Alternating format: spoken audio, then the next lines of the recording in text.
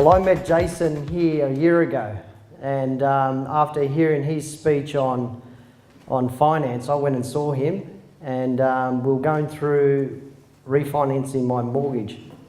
And as we were filling out the forms, he went through, okay, your principal house of residence, we filled out the forms, how much it was worth, how much you owe on it, what sort of equity you got in that. Then we went through to one of my investment properties out at St Mary's, Colleton area. And we were going through the numbers, and he said, how much is the property worth? I said, $440,000. And he said, how much rent is it getting? I said, $750 a week. And he said, have you got that back to front? You sure it's not $750,000 home with a $440 a week rent? I said, no. He goes, how's that possible? So he invited me today to hopefully share some of those secrets with you. Okay, a lot of you would probably think a granny flat is an illegal garage out the back where you collect some cash from someone who sleeps out the back, some stray that just walks in. No, it's not. It's a self-contained small home which you can build in your backyard. There's 3 ways you can build a granny flat in your backyard. You can have it like an extension, but you'll have to fire rate the wall. You can have it under the same roof line, and you can also have it as a detached dwelling out the back. Recent changes to the legislation have made it easy for you to put a granny flat in your backyard or on your investment property.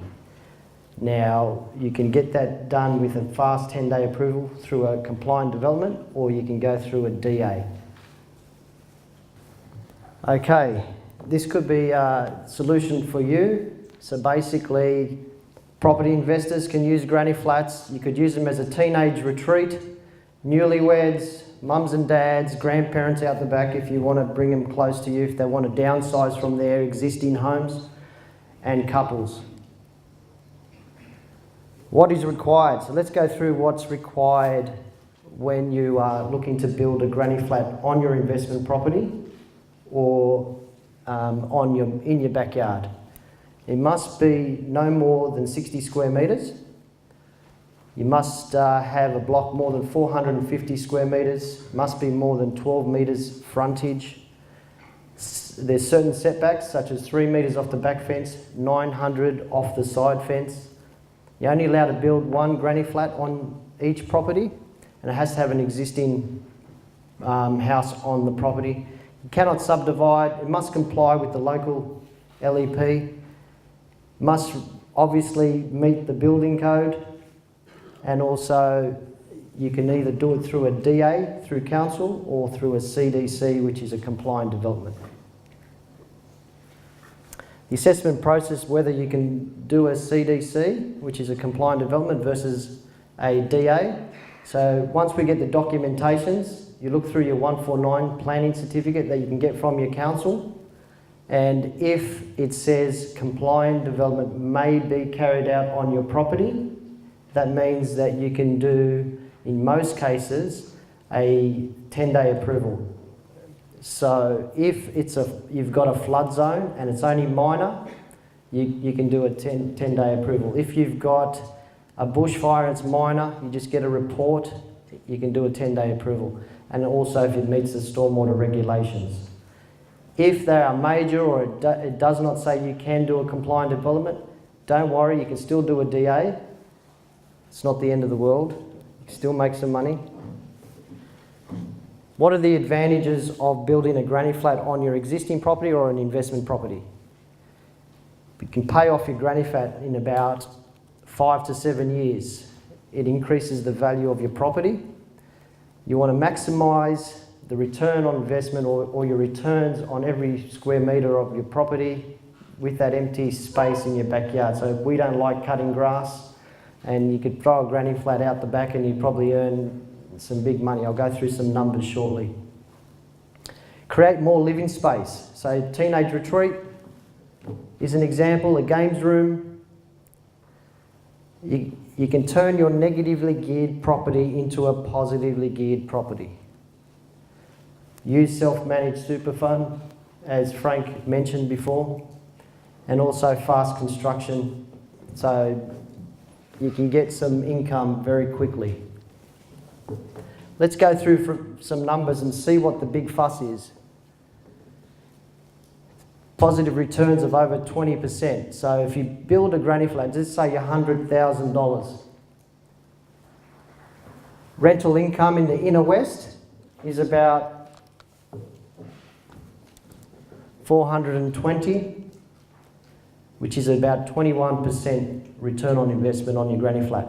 Say the interest rate, I put 6%, but Jason can probably do you a deal at about 5.2. So 6,000 on 6% a year in interest repayments. So if we subtract the rental versus what you have to pay in your interest repayments, you're up $15,000 in the year. It's about $304 a week positive cash flow if you were to put a granny flat on your existing property in the inner west.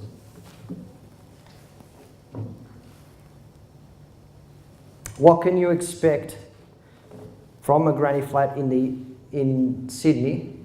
Most people don't believe that you can have a positively geared property in Sydney, but if you look at all these numbers, let's use Concord as an example. So you've got $450 in rent from a 2-bedroom house. So if you use a rule of thumb, a 2-bedroom unit, that's the sort of rental you will get, because they get a yard. You have to provide them 24 square metres of open space and so forth.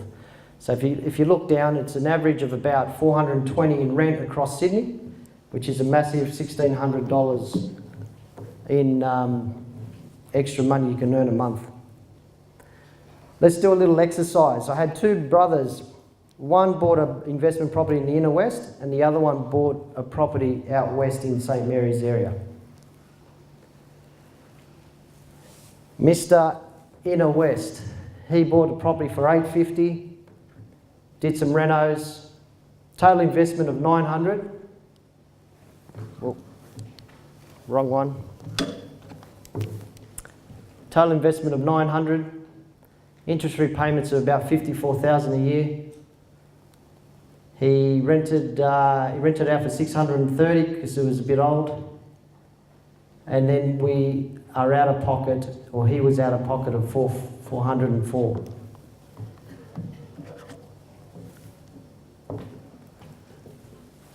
Mr. Out West, St. Mary's, he bought a property in St. Mary's for $290, threw on a granny flat for $100, total investment was $415. He rented the property, the front house for $430, rented the granny flat for $330. It was a 60 square metre 2-bedroom. Total rent was $760. So he was positively cash flowed $281, and that's loaded with all the expenses. So I think that's a good deal. So if I was to invest and I'm looking purely for positively cash flowed property, I would probably go out west and I'd be up $281 versus negative $404. Now it's pretty easy to get it approved. So basically, you just need to get the right documentations, and then there's approvals, and then a quick construction time. There's a whole bunch of different designs that you can get, from 60 square metres, there's 40 square metres, there's 30 square metres.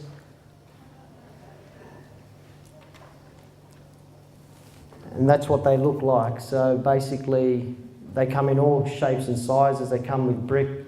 The choice is yours. Cladding, some internal shots. And that's how you get started. So basically, if you wanted more information, feel free to contact me or Jason and go through that. It's easy. All you need is your Section 149 certificate and your sewer diagrams, and I can do the rest for you. But any questions, just drop me an email. More than happy to help you through. If you want to do owner builder, I'm happy to help you through the process as well.